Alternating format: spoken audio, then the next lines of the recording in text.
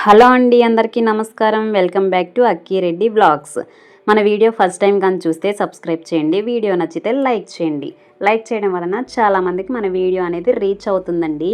చూసారు కదండి, సింపుల్గా ఇంట్లోనే మడత కాజా ప్రిపేర్ చేస్తున్నా అండి. స్వీట్ షాప్లో ఎలా ఉంటాయో అలాగే మనం కూడా ప్రిపేర్ చేసుకోవచ్చండి. సింపుల్గా పొరలు పొరలుగా జ్యూసీగా ఇంట్లోనే మనమే ప్రిపేర్ చేసుకోవచ్చండి. మడత కాజాలు ఎలా చేసుకోవాలనేది చూద్దాం.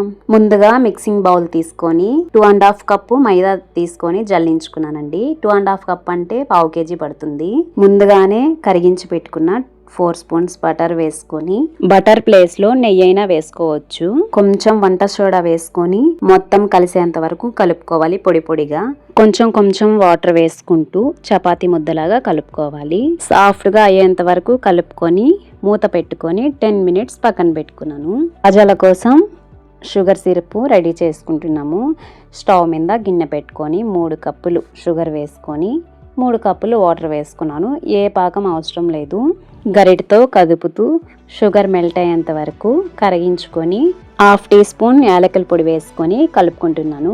ఎక్కువ చిక్కగా ఉండకూడదు, ఎక్కువ మరి పల్చగా ఉండకూడదు. మిడిల్లో ఉంటే పాకం సరిపోతుంది.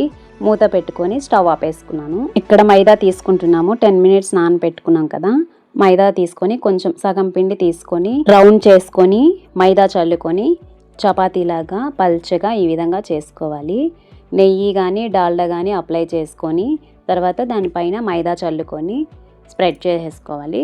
చేసుకున్న తర్వాత ఈ విధంగా వీడియోలో చూపిస్తున్న విధంగా ఒక సైడ్ నుంచి కొంచెం కొంచెం అడ్జస్ట్ చేసుకుంటూ రోలింగ్ చేసుకోవాలి. పిండి చల్లుకుంటూ రోల్ చేసుకోవాలి. టైట్గా రోల్ చేసుకున్నామంటే మనకి ఎక్కడ గ్యాప్స్ అనేది రాకుండా రోల్ చేసుకోవాలి. లాస్ట్లో వాటర్ అప్లై చేసి మొత్తం రోల్ చేసేసుకొని ఈ విధంగా చిన్న చిన్న పీసెస్గా కట్ చేసుకోవాలి. కట్ చేసుకున్న తర్వాత 1 పీస్ తీసుకొని ఫింగర్ తోటి కొంచెం ప్రెస్ చేసుకొని 4 పీసెస్ పెట్టుకొని ఈ విధంగా ప్రెస్సింగ్ చేసుకుంటే మనకి కాజా కూడా కొంచెం వెడల్పుగా వస్తుంది. కొంచెం పెద్దవి కూడా అవుతాయి అన్నమాట కాజాలు. మనకి లోపల భాగం కొంచెం పొరలు పొరలుగా కొంచెం పెద్దవిగా అవుతాయి. ఈ విధంగా మనం అన్నీ రెడీ చేసి పక్కన పెట్టుకున్నాను.